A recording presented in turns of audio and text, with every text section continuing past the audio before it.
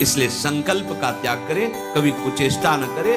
स्वाभाविक कभी खान पान बिगड़ गया या कभी स्वाभाविक ऐसे अधिक श्रम अधिक थक जाने से ऐसा हुआ तो बोले वो ब्रह्मचर्य खंडन नहीं माना जाता, ऐसा होता है। दूसरा,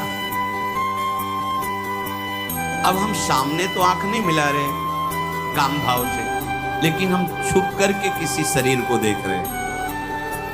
किसी शरीर का प्रयोग इसलिए किया कि चाहे जो साधक हो, जिस भावना का साधक हो, काम भाव से किसी भी शरीर को देखना वो उसके लिए अष्टमैथुनों में आता है और वो ब्रह्मचर्य नहीं धारण कर पाएगा। भावनाएं हैं अलग अलग, काम भावना का अलग अलग आरोप शरीरों में किया गया है। समय परिवर्तन के साथ बुद्धि का परिवर्तन होता जाता है, कामनाओं का अलग रूप होता चला जाता है। जो हमने कभी शास्त्रों में नहीं पढ़ा वो देखने को मिल रहा है। किसी भी शरीर की तरफ झुककर या किसी बहाने से काम भाव से देखना, अगर ऐसा देखते हैं तो आप अष्टमैथुनों के अंतर्गत है और आपका भाव बिगड़ जाएगा, आप संयम से नहीं रह पाएंगे। एक बार दृष्टि भूल से चली जाए उसे देखना नहीं कहते। जैसे आप मारो अचानक दृष्टि गई, बस आप हटा। जैसे यमुना स्नान करने गए, गंगा स्नान करने गए, यहाँ जहाँ सब परिवार के परिवार स्नान करते, अचानक दृष्टि गई है, अब दोबारा नहीं देखना।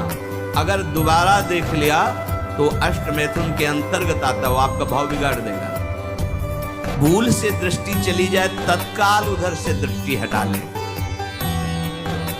किसी भी माता बहन को जिसको जो गृहस्थ में पानी ग्रहण किया वो, इसके अलावा जहां भी दृष्टि जाए अपनी दृष्टि को सुधारना है।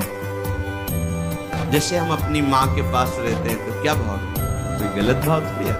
अपनी बहन के साथ रहते हैं तो क्या गलत भाव आता है? वो तो राक्षस है जिसके अंदर गलत भाव है, वो मनुष्य थोड़ी है। अरे बहन बेटी माँ है तो परम पवित्र, इनके तो चरण रज माथे पे रखते हैं, माथा इनके चरणों में रखते हैं। देखो कितनी सुंदर रीति हमारी, हमने तो देखा है।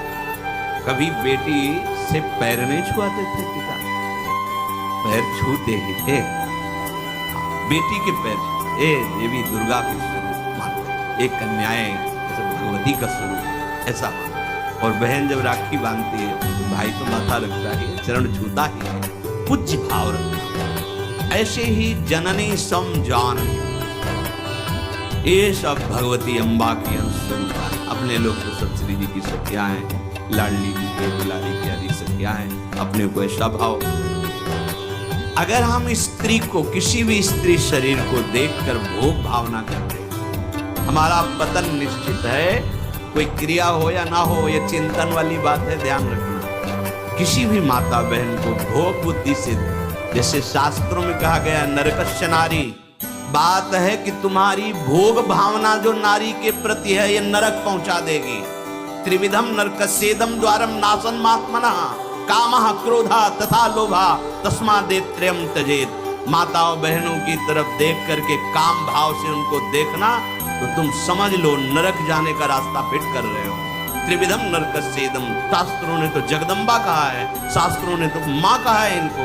जननी सम जानो पर नारी, कहा जगत की जो वार्ता है वो कहाँ शास्त्र के विरुद्ध पहुंच रही।